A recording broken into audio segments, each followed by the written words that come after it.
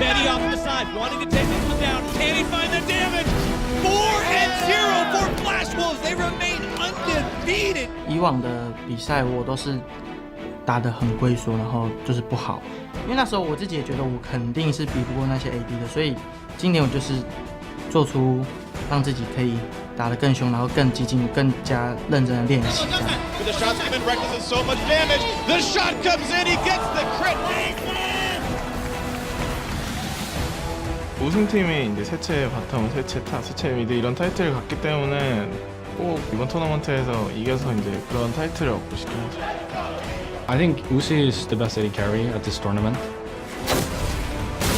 I think Uzi is just really aware of what he can do in every moment. Devoured from Vic by so much time. Uzi taken out. That might just be game. If we have a chance to play against him again, I would like to show that I can contest for the best AD carry at this tournament. Ole tries to hobble away from this one, but the pillar will provide the quadra kill for Reckless. Khi những nhà vô địch số đội xuất hiện thì mình thấy là mùa này AD Reckless rất là mạnh. 我其实觉得大家的实力真的确实都是特别的差不多。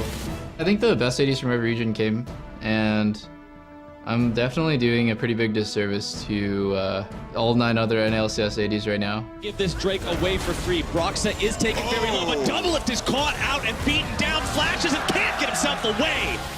I think to win the rest of the games, I just need to step up and just play to the level that I was and not care about who we're up against.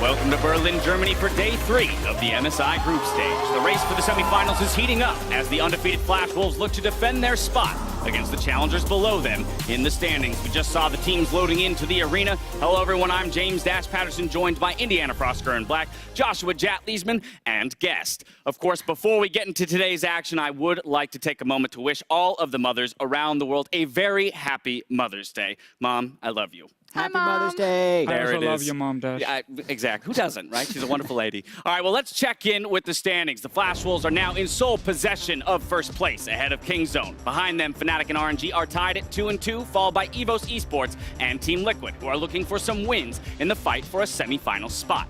Now, we saw a lot of changes yesterday, so what are the main takeaways here from day 2 of groups? Yeah, we know that Kingzone is not unbeatable. Coming into the tournament, we said they'd drop a few games in group stage. After the first day, we thought maybe they'd go undefeated, and now we're kind of back to reality there. They didn't play that clean, actually. I thought Khan had a relatively poor performance, and I think they're going to have a lot to clean up, and now I think they're going to be back to proving themselves. And that's kind of thing we're seeing some question marks regarding Khan specifically and the champions he's playing. If it's the Vladimir top lane, that was not very good. When he's playing the tanks, he's okay, but he's not the same impact we see back in the LCK.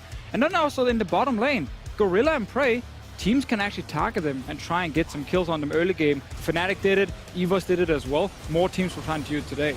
Yeah, and then on the other side, we do have some incredible standout performers like Caps, who is now a frontrunner for best mid laner in the tournament and certainly cementing himself that he is of the international caliber. And alongside him, of course, then is Maple, who will be facing Kingzone later today. Yeah, and I think something that doesn't get talked about as much during international events, because it's really hard to know what's happening behind the scenes, is the mentality of teams and the impact of tilt. And after the first day from Fnatic, where they were 0-2, I'm so impressed that they bounced back with all the pressure of the home region criticizing them after that first day to not only beat Kingzone, but also beat North America and be 2-2. Right, that was the first of their 2 wins yesterday, moving to 2-2, looking to push themselves to 4-2 at the conclusion of today's games. You already hit on it slightly. Caps in the conversation for best mid laner in the tournament. The other big name in that mid lane right now is Maple. We have to talk about this guy as well. Yeah, rough last year, but then this year he's looking fantastic again. Like, he's winning his lane, he's forcing plays left and right with this team, and he's so crucial because he's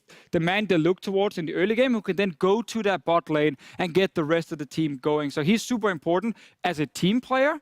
Caps is more the individual carry where it's all about him, and he becomes the man we look at for Fnatic. Yeah, and I'm also kind of curious about what types of picks we're going to see come out of the mid lane as well. I think Maple's a bit more standard. A lot of the Talia's, like you said, more of that roaming style. But I saw the Arulian Soul band against Caps, and I really want to see him pull it out. Yasuo today, maybe. Yeah, Exactly. Caps has had some of the most unique champion picks that we know of. The Yasuo already twice, and I do think we'll see Aurelion Sol before the tournament is over. But just to kind of highlight Maple, he's died once. And I think there's going to be more attention towards the mid lane when Fnatic does play Flash Wolves again eventually, and I'm really looking forward to seeing that matchup. I mean, it's really interesting, too. We already touched on the fact that these two mid laners, both finding success, but both with different styles. It just continues to show that a lot of the preconceived notions about this tournament when it comes to, yes, the teams and their relative power levels, as well as the way the game should and can be played, are just being completely blown out of the water. And it's not just about being a Korean copycat. You know, yes, there's a tournament meta that's been established, but Fnatic, they went back to their style, the team fightings, and then they put more emphasis into Caps, and they almost turned a corner into mixing things up, playing more of these side lanes, and Flash Wolves are playing exactly how they did domestically. So they're not pretending to be anything other than the top teams from the region. And that's why I kind of feel like we don't actually have a tournament meta just yet. Seeing as there's so many different picks being used. We've seen down in support so many different ones. Tank support, Soraka is suddenly in there. We're now seeing in the mid lane the Yasuo blind picks happening. No one could predict that coming into the tournament. And there's probably more things coming. Jed, it's an interesting thought, right? Typically we come into international competition, we say, well, whatever the Koreans are doing is likely going to become the tournament meta. Well, for the first time ever, we don't necessarily have a Korean team obliterating the competition. And so that's, I think, where a lot of this conversation comes from. Yeah, and also the influence that a team like Kingzone has over other teams isn't as needing to be replicated as SKT. Like, SKT has been this standard team that everyone tries to replicate for all these years, but very few teams say, you know what, actually, we're going to be ganking top a bunch, we're going to give our jungle full reins. So these other teams are actually, I feel, more comfortable playing their own style this tournament. And Flash Wolves in particular, because so few teams, I think, actually adequately scouted them, have had the biggest benefit of doing exactly what they want. Ezreal and Varus are the only two AD carry picks Betty has played. Those are his two most played AD carry picks throughout the whole year as well. So I'm looking forward to seeing Remove the aura of SKT, and it's amazing what it does to a tournament meta. Now, turning to today's action, we close out the first round robin with RNG looking to gain some ground as they face off against the last-placed Team Liquid. Our next matchup is Fnatic versus EVOS before Flash Wolves and Kingzone step on stage in the battle for first place. And I know everyone's going to be looking at Kingzone versus Flash Wolves, but for me, looking at RNG and kind of this stacked competition, I'm going to call it, and a lot of people might shy away from that, but the thing is they've faced EVOS and they faced Fnatic on day one. For me, RNG haven't cemented themselves as the second best team in this tournament. In fact, they're falling lower and lower on that standings. And today is the day. It's make or break for me. Did RNG actually turn up to this tournament to prove that the LPL is the second strongest region in the world? Yeah, because, I mean, 2-2 so far is okay if we consider the fact that we've had a lot of back and forth games between the teams. Fnatic as well, we can, of course, criticize day one really heavily. Like, they tried to play a style that didn't fit them at all. They looked really bad. But then day two, suddenly they looked like one of the best teams at the tournament. So I'm actually very excited to see what Fnatic we have today. Like, do they just stick with this style? Do we still get more Yasuo picks and so on from Caps? Or do we see teams suddenly start figuring out how to pick and ban against them and change how Fnatic are playing? Yeah, and I really want to see if EVOS or Team Liquid can make any noise today. Because if neither of those teams make noise and they continue to lose, then actually the whole do or die or make or break for RNG and Fnatic won't matter. Because the top four teams move on to the knockout stage. So RNG might actually have more time to figure this out, and when they'd have to worry is if EVOS or Team Liquid start winning. Right, then the conversation becomes about seeding, right? The idea of wanting to snag that first seed so that you can choose your opponent of those 3-4 slots, but only time will tell there. Now, going into today, I asked our analysts for their predictions. Let's see what they came up with as we throw them up into the back wall. Froskeren calling out the Team Liquid victory over RNG, and in fact, having them win over Fnatic. I'm going to Okay, we got a graphic full mistake, stops or- here. Guest wants to pick Flash Wolves for some reason. But also, for some reason, they're Hold on, 4-0. I don't understand what's happening. You're picking Team Liquid over RNG, but then RNG over Fnatic, like they're going to learn from the loss to Liquid? Okay, so here's the thing. It is a difference between Xmithy and Broxa versus MLXG, and I'm going to weight that towards Xmithy. Yes, he hasn't Did been... you watch Broxa Making yesterday? many enemies as Bam, possible. he was on fire. Well, there was a level 1 that really allowed him to do Fair, it. And fair. yes, he took advantage of it, but also Broxa has been known to do the least amount of damage of any jungler in the tournament. His day 1 was really rough. But let's start with Team Liquid, because that's the thing that everyone's going to be looking at. And yes, Team Liquid is on fire, but people are missing the smoke from RNG. What they're doing with their AD carry and their meta read in general, I think is abysmal. The fact that they've prioritized Maokai over Ornn, the fact that they keep counterpicking themselves in the jungle, you know, taking Olaf into the Trundle matchup, and the fact that they're playing Ashe, Xayah, Kog'Maw, Tristana as their AD carries. A lot of these ADCs are slow ramping ADCs, and what it does is it stalls out RNG's mid game, where they have to funnel all of these resources into Uzi. And yes, he has the most gold of any ADC right now, but he's the 3rd most damage. So, you know, it's not really paying off for itself, and it's opening up windows for teams to hit them. I think TL, they're done getting smacked around. I think they're going to keep it simple, and I think RNG need one more kind of hit in the back of the head before they get it into motion and figure this meta out. I can see Jat wants to get in here. Come at me. Yes, there are reasons to believe that they have not been great. But has a player benched themselves on RNG yet? Have they started a player who never played for them during the regular season and didn't play in the LCS in a meaningful way?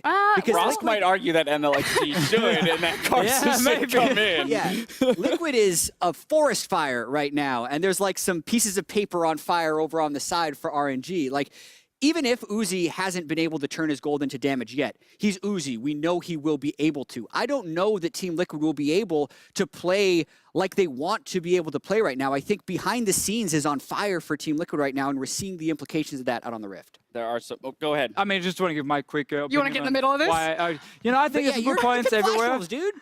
Of course, a big Flash They're Wolves. the first place How can you team throw right that now. over there? Flash Wolves are looking really good. They play on bot side. That's how you can beat Kingzone. There we go. We got that one for later. But the RNG one, I think just the reason that they're going to win, not because they look fantastic, but I just think Team Liquid will not be able to finish a game properly. So even if Uzi's on a slow AD carry, he will get to the late game and then he can team fight. And let me make this clear. Everyone says Uzi. I have no problems with Uzi. I have problems with MLXG, the draft, and Let Me in particular. And then you can even throw Xiaohu in that, you know, going 0, 3, and 2 in his Smack first them game all of the down. day. I mean, Well, I want to agree with you 100%. Like, go I don't. Liquid. I have good news for all three of you. It's I will the first gladly game of the fall day, behind so the we're going to pitches find out very for Team soon Liquid which win. one of you guys is correct. Now, throughout the day, you can ask our experts about the first games of the group stage. So please hit us up with your questions using the hashtag MSI2018, and we'll check them out during MSI tonight. For now, though, it's time for us to send it down to the casters and kick off today's games. Guys, take it away. Thank you very much, Dash. I'm Aaron Medic Chamberlain here with Sam, Kobe Harmon Kensler, and Chris Papa Smithy Smith. Very different tones for our I different noticed that. introductions. I noticed. I don't know what to make of that. I kind of like excited it. to start this up. I feel like I'm the action-packed one. Yeah, you're and the smooth. exciting. You got dignified on the end as well. Papa Smithy just there like, yeah. Kingzone will come back in the end. They'll come back in the end. Coming up on the blue side this game, though, we have RNG. In the top lane is Let Me. Their jungler is MLXG. Mid lane, Xiaohu, AD carry, Uzi, support Ming, and their coach, Hart. And their opponents from the North American LCS will be Team Liquid. Impact in the top lane, Smithy in the jungle, Pobelter mid lane, Double Lift AD carry, Ole support, and Coach Kane on stage with them. While their score lines are very different, of course, Team Liquid 0-4, 2-2 for RNG. I think like the kind of split prediction showed, no one's really happy here. RNG coming in very, very hyped up, thinking that they can actually be a big competitor here and have kind of been around the periphery. No one's really hyping them up going 2-2, and Team Liquid just desperate for that first win. Yeah, and I do agree with some of Frostgurn's findings because RNG, some of the